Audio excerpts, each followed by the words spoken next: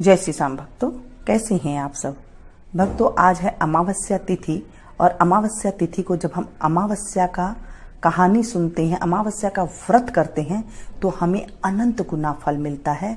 उसके जीवन से दुख चला जाता है, दुख नहीं आता है। दुख क्या होता है वो नहीं जानता है, क्योंकि अमावस्या तिथि हमारे पूर्वजों की, हमारे पितरों की तिथि होती है। तो उस तिथि में जब हम कथा सुनते हैं तो हमारे जीवन में सुख की प्राप्ति होती है। तो कथा इस प्रकार से है। बोले शंकर भगवान की जय। एक नगर में राजा राज्य करता था, बड़ा प्रतापी राजा था और साथ में रानी भी जो है धर्मपरायण थी, पूजा पाठ वाली थी। राजा के हवेली के सामने एक हवेली थी, उसमें एक सेठ रहता था।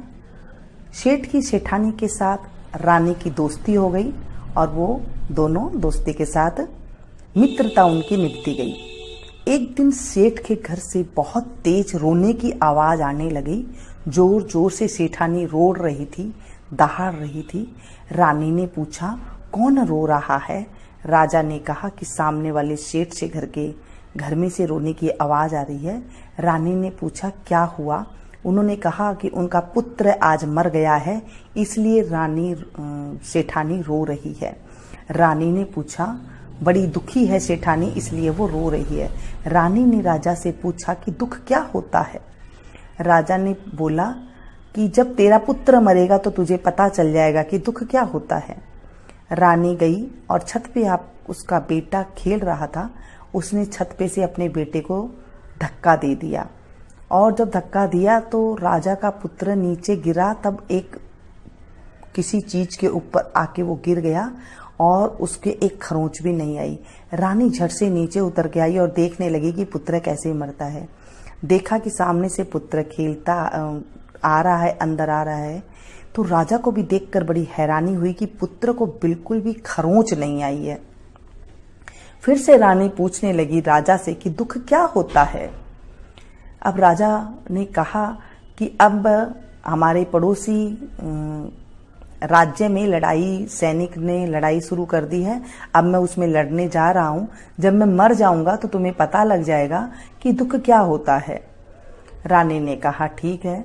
राजा सैनिकों को लेकर के पड़ोसी राज्यों के साथ लड़ने के लिए गया, लेकिन वहां पर भी जो है भगवान की कृपा से वो अच्छी तरह से जीत करके आ गए और सकुशल आए। उन्हें कुछ भी खरोंच तक नहीं आई। राजा भी देख करके हैरान थे कि कुछ भी नहीं होता है, इतना बलशाली पड़ोसी राजा था, उसमें से भी मैं जीत करके आ गया। उसके बाद रानी ने फिर पूछा कि दुख क्या होता है? राजा ने कहा कि अब हम गंगा स्नान को जाएंगे और वहां पर मैं गंगा में डुबकी कूद जाऊंगा, फिर तुम्हें पता लग जाएगा कि दुख क्या होता है। अब सारा घर आके रानी ने खान पान की तैयारी की और जाने की तैयारी कर ली। खूब सारा सामान ले लिया और चल पड़े राजा रानी। जब गंगा स्नान करने के लिए गई तो रास्ते में देखा कि खूब अच्छी सरोवर है और वहां पर हवा अच्छी है। तो रानी ने कहा कि मुझे भूख प्यास लग रही है, तो यहाँ पर हम विश्राम भी कर लेते हैं और पानी भी पी लेते हैं। राजा रानी ने वहां पर विश्राम किया। शंकर पार्वती वहां पर, शंकर जी ने जो है बकरे का रूप बनाया और पार्वती जी ने बकरी का रूप बनाया। दोनों देख रहे थे उन्हें। तो राजा ने कहा कि मैं पानी लेकर के आता हूं। गंगा किनारे वहां पर गया तो पानी लेने गया तो पार्वती जी ने पूछा कि रानी को तो दुख देखना है और इसके जीवन में दुख क्यों नहीं आ रहा है? शंकर भगवान ने कहा कि इन्होंने अमावस्या तिथि का व्रत किया था, दान पुण्य किया था, इसकी वजह से रानी को कभी भी दुख नहीं आएगा और अभी राजा डूबेगा कूदेगा तो भी राजा जीवित ही आ जाएगा। ये बात रानी सुन रही थी कि ये दोनों बकरे बकरी के रूप में इंसान की भाषा में बात कर रहे हैं। तो रानी को अचंभा हुआ और फिर बाद में जब राजा आए तो रानी ने राजा को सारी बात बता दी कि मेरे जीवन में इसलिए दुख कभी भी नहीं आएगा और शंकर पार्वती ने ये बातें जब कर रहे थे तो रानी ने अच्छे से सुनी थी। शंकर भगवान ने कहा था कि इस रानी के जीवन में कभी भी दुख नहीं आएगा।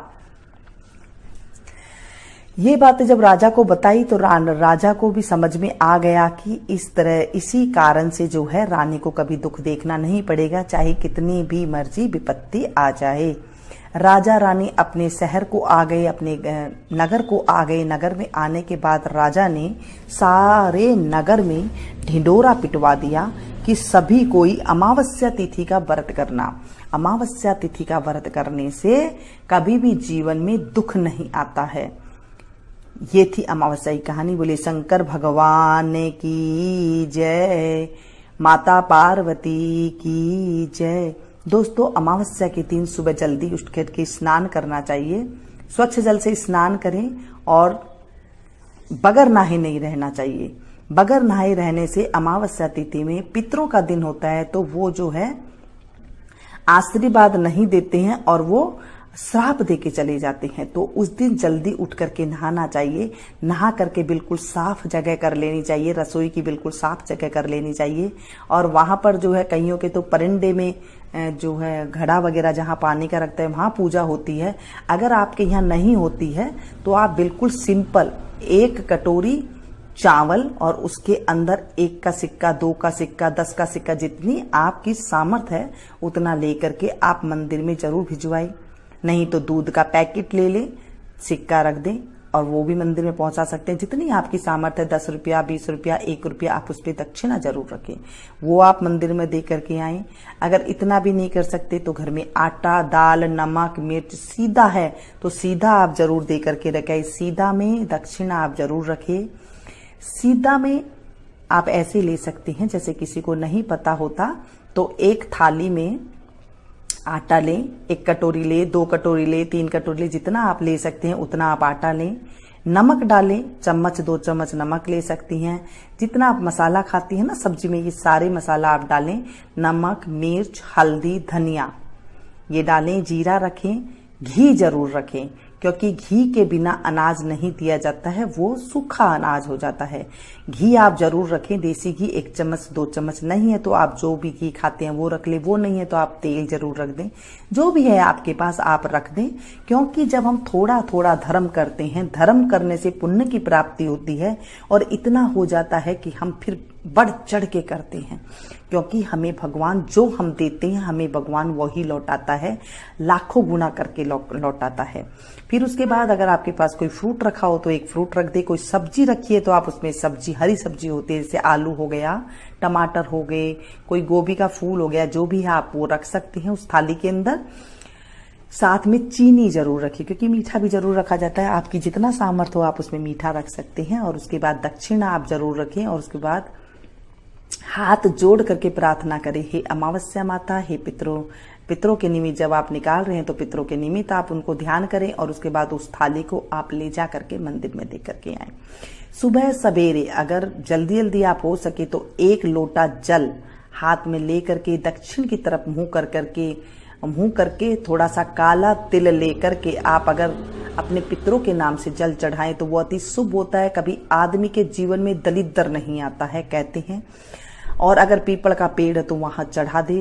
रविवार का दिन हो तो पीपल के पेड़ के नीचे जल ना चढ़ाए, क्योंकि रविवार को पीपल में जल नहीं चढ़ाया जाता है। सिर्फ दक्षिण की तरफ मुंह करके आप, कहीं कच्ची मिट्टी है वहां पर आप जल चढ़ा सकते हैं। ऐसा कहा जाता है कि ऐसा करने से जीवन में कभी दुख नहीं आता है। अमावस्या तिथि को जब ये सारे काम छोटे मोटे कर लेते हैं तो उससे बहुत ज्यादा सुख की प्राप्ति होती है। अगर आपके घर के आसपास हरा है तो आप हरा डाल सकते हैं, नहीं तो पालक की ये गुट्टी ले लें, उसे आप गाय माता को खिला सकते हैं। तो इससे भी जो है हमारे पूर्वज हमारे ऊपर खुश होते हैं। चींटियों को थोड़ा सा आप आटा और थोड़ी शक्कर मिला करके आप उसमें दे सकते हैं। जहां पर चींटियां आपको बिल नजर आए वहां पर आप डाल दें, तो आप देखेंगे किसी ना किसी रूप में आज अमावस्या के दिन हम कुछ भी दान पुण्य करते हैं उसका करोड़ों गुना फल मिलता है, यानी कि करोड़ों गुना होकर के हमें मिलता है, ऐसा कहा जाता है। आप 1 कटोरी देंगे तो आप समझ लीजिए कितना कुछ मिलने वाला है। आप कबूतरों को दाना डालिए, जो पंछी होते हैं उन्हें आप दाना डाल करके आ जाइए। मछलियों को आप दे सकते हैं गोलियां बना करके। घर में आटा तो सभी के होता है, थोड़ा सा आटा आप टाइट टाइट गूंद लीजिए, छोटी छोटी गोली बना के मछलियों को डाल सकते हैं। इस तरह भी आप कर सकते हैं। आप कहीं ना कहीं जितना पुण्य हो सके आपको करना चाहिए आज के दिन, क्योंकि अमावस्या तिथि को जब कुछ पुण्य करते हैं तो फिर उसका हमें बहुत ज्यादा पुण्य की प्राप्ति होती है। तो इस तरह से व्रत किया जाता है। व्रत शुरू शुक्रवार की अमावस्या हो उस दिन करो तो अति उत्तम होता है। जिस दिन शुक्रवार शुरू होता है उस दिन अमावस्या शुरू कर सकते हैं। व्रत करना चाहें तो आप 21 अमावस्या तक ये व्रत किया जाता है। 5 अमावस्या को पहले आप गेहूं का दान करें। जब आप गेहूं का दान करें तो लाल कपड़ा साथ में अवश्य रखें। अगर लाल कपड़े के अंदर गेहूं का दान करें उसमें दक्षिणा जरूर रखें और वो आप दे करके आएं। फिर दूसरे 5 को आप मूंग दान करें। मूंग में भी आप हरा कपड़ा रखें और उसमें दक्षिणा रखें, फिर आप दे करके आएं। मंदिर में ही देना होता है। उसके बाद आप चना रखें। चने का जैसा कलर है आप उस तरह का कपड़ा ले सकते हैं। 1 मीटर ले, 1.25 मीटर ले, जितना आपकी मर्जी है आप उतना ले सकते हैं और उसमें दिया जाता है। उसके बाद जब आप फिर 5वां चौथा करें तो उसके अंदर आपको चावल लेने होते हैं। चावल आप उस चावल के कपड़े के जैसा ही रंग आपको लेना होता है। इस तरह से आपको व्रत विधि की जाती है।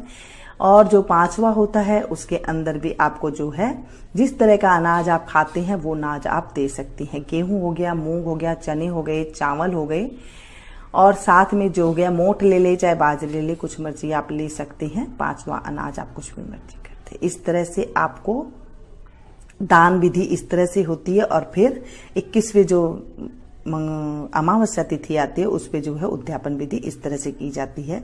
बस यही सिंपल सा होता है। जिन्हें व्रत करना चाहें तो उन्हें संतान की प्राप्ति होती है, घर में सुख आ जाता है, दलिद्र नहीं रहता है, ऐसा कहा जाता है। अमावस्या तिथि व्रत करने वाले को घर में भंडार भर जाते हैं, क्योंकि जो अमावस्या तिथि होती है हमारे पितरों की होती है और हमारे बड़े बुजुर्ग जो गुजर जाते हैं उन्हें पितर कहा जाता है। फिर अगर जब हम उनके नाम से व्रत करते तो हमारे घर में भी सुख शांति आती है। जय बोलिए शंकर भगवान की जय, माता पार्वती की जय, अमावस्या तिथि की जय। दोस्तों पसंद आए तो प्लीज एक लाइक जरूर दीजिएगा, इसे ज्यादा से ज्यादा अपनों के साथ शेयर कीजिएगा। मिलते हैं फिर से एक नई वीडियो में नई जानकारी के साथ। तब तक आप लोग देखते रहिए मीनू संगीत। Thank you. जय श्री श्याम भक्तों, कैसे